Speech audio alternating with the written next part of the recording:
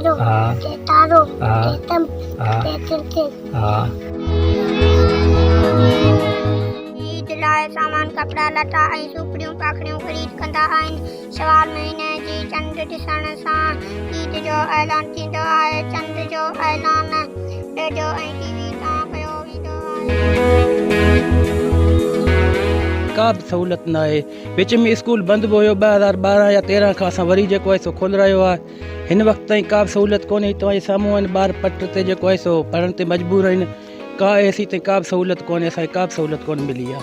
अगरि बिल्डिंग हुजे या फर्नीचर हुजे त हिन खां ॿार अञा वधीक ईंदा।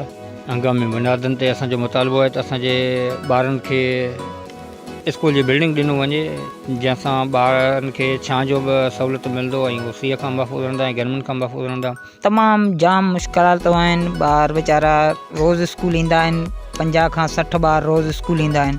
पर बिल्डिंग या फर्नीचर जे न हुअण जे करे पट ते पढ़ण ते मजबूर आहिनि। आला ऑफिसरनि सां इहो मुतालबो आहे त असांखे फौरी तौर ते फर्नीचर ॾिनो वञे।